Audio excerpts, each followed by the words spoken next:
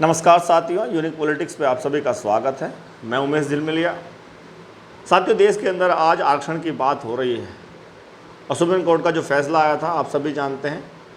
उसके खिलाफ कैसे एससी व एसटी के लोग थे और किस तरह से 21 तारीख में पूरे देश में भारत बंद किया गया।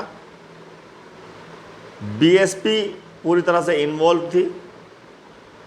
जो संगठन या जो पार्टियां जिन्होंने समर्थन दिया भारत बंद को, उनके कुछ लोग नज़र तो आए लेकिन उस तरह से नज़र नहीं आए जिस तरह से होने चाहिए थे। उस तरह से प्रेस कॉन्फ्रेंस नहीं की जिस तरह से बीएसपी ने की थी।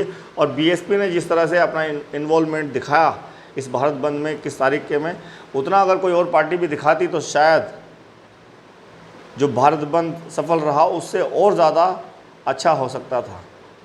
भीम आर्मी के चंद्रशेखर आज़ाद,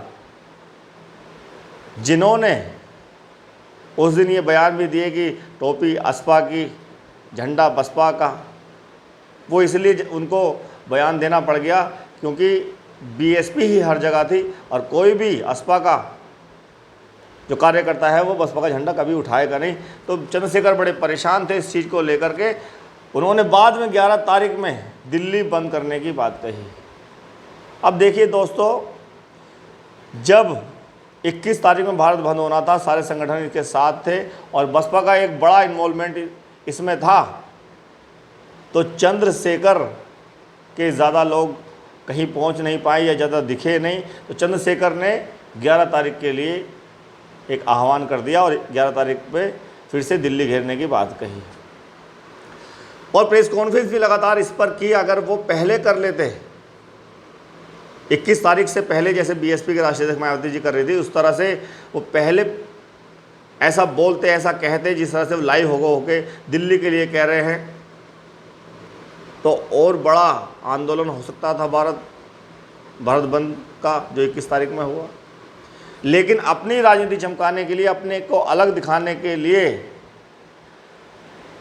21 तारीख के बाद बोलना शुरू किया और लाइव आना शुरू किया और प्रचार प्रसार शुरू कर दिया कि हम 11 तारीख में दिल्ली को घेरेंगे इस आरक्षण के मुद्दे पर। तो अलग अलग राजनीति, बंटने वाली राजनीति चंद्रशेखर आज़ाद ने की, जिससे नुकसान हुआ। और नुकसान क्या हो रहा है? आज वाल्मीकि समाज के जो लोग हैं वो इसके पक्ष में हैं। वो 21 तारीख को भी इसके पक्ष में थे, तब कम थे लेकिन अब ज़्यादा हो गए हैं। हमारी मांग ये थी, हम ये चाहते थे कि जितने भी शेड्यूल कास्ट के लोग हैं, जो समृद्ध बताए जा रहे हैं, जाट समाज के लोग, उनको बड़ी महापंचायत करनी चाहिए थी। उसमें वाल्मीकि समाज को बुला करके उनको समझाना चाहिए था, डिबेट रखनी चाहिए थी एक, और उनको बारीकी से बताना चाहिए था कि क्या सही है क्या गलत है, कि दलित समाज में टूट होगी तो कितना बड़ा नुकसान होगा, या इस अलग बंटवारे से, कोटे में कोटे से क्या वाल्मीकि समाज को फ़ायदा हो सकता है या नहीं हो सकता। इस तरह की पंचायतें हर ज़िले में होती और समझाने की कोशिश की जाती तो आज ये दिन देखना नहीं पड़ता जिस तरह से आज वाल्मीकि समाज के संगठन, उनके नेता सामने आ रहे हैं और इसके पक्ष में हैं। आप बताइए, जो मोदी जी इसको लागू नहीं करने की बात कह रहे थे और मायावती तो लगातार कह रही थी कि जब तक संसद से कानून पास नहीं होता है इस फैसले को पलटा नहीं जाता, हम साथ नहीं बैठेंगे। लेकिन अब जिस तरह से फूट डल गई है एक तरह की, और वाल्मीकि समाज के जितने नेता हैं, जितने लीडर्स हैं, संगठन हैं, वो एक साथ होकर के आपस में ही मीटिंग कर रहे हैं और इस फैसले के समर्थन में आ रहे हैं। तो आप बताइए, क्या कानून केंद्र सरकार इस पर बनाएगी? अभी तक की कंडीशन तो ये कह रहे हैं कि हमें बिल्कुल नहीं लगता कि वो ऐसा करेंगे, क्योंकि इतना बड़ा तबका जो बीजेपी को वोट देता है और वो पक्ष में है इस फैसले के, तो सरकार इस पर कानून नहीं बनाएगी और इस फैसले को नहीं पलटेगी, इसको अनुसूची 9वीं अनुसूची में नहीं डालेगी। ऐसा तो साफ साफ देखने को मिल रहा है। और जो नेता हैं वाल्मीकि समाज के, अब जो न्यूज़ वाले हैं वो उनके पास जा रहे हैं, अब वो इसके पक्ष में ही बात करेंगे। अगर वो विरोध में भी है ये सही नहीं है, लेकिन आज जब राजनीतिक बात हो रही है, वोट लेने की राजनीति हो रही है, तो जितने वाल्मीकि समाज के नेता हैं वाल्मीकि समाज के खिलाफ नहीं जा सकते। इसलिए उनको ये बोलना पड़ रहा है कि ऐसा होता है तो ये ठीक ही है। कई सालों से वंचित रहे समाज जो आगे निकल गए हैं, उनको मिला और उसी में से अब क्या नाम कोटे में कोटा वाल्मीकि समाज को थोड़ा मिल जाएगा तो ये तो अच्छा होगा, अच्छी बात होगी।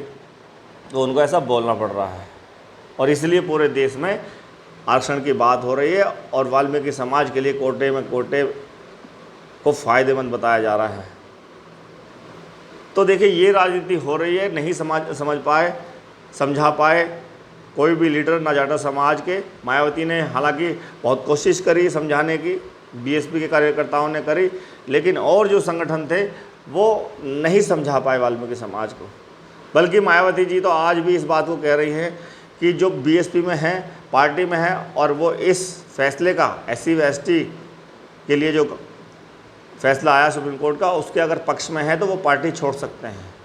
इससे कितना बड़ा नुकसान दलित समाज को हो सकता है वो मायावती जी अच्छे से जानती है, इसलिए वो लगातार कह रही है वो पार्टी छोड़ दे, कोई इसका पक्ष ना ले, ये बहुत ही घातक हो सकता है।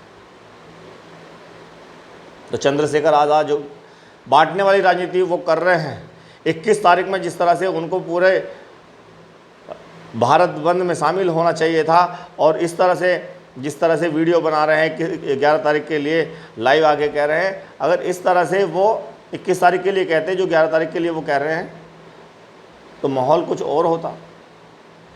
समझाने की कोशिश की जाती वाल्मीकि समाज के लोगों को भी, लेकिन 11 तारीख में अपनी राजनीति दिखाने के लिए, अपनी राजनीति चमकाने के लिए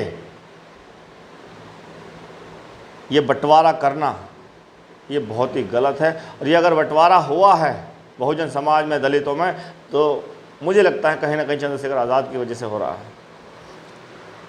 अब तो ये कोटे में कोटे वाली बात आ गई, वर्गीकरण की बात आ गई। चंद्रशेखर ने पार्टी बनाकर ही तोड़ दिया बहुजन समाज को, ये बात लोग जानते भी हैं, समझते भी हैं।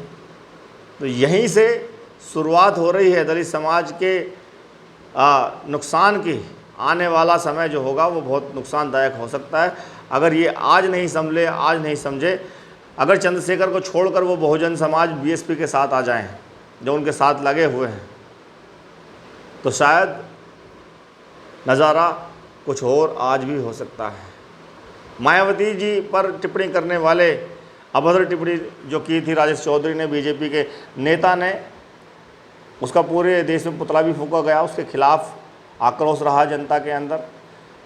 चंद्रशेखर ने बयान दिया कि उनको जूते मारना चाहिए, लेकिन ये जूते मारना कहना भी ये गलत था। सभ्य होकर एक बात कही जा सकती है कि किसी भी विधायक को इस तरह की बात नहीं करनी चाहिए, ये बहुत ही निंदनीय बात है।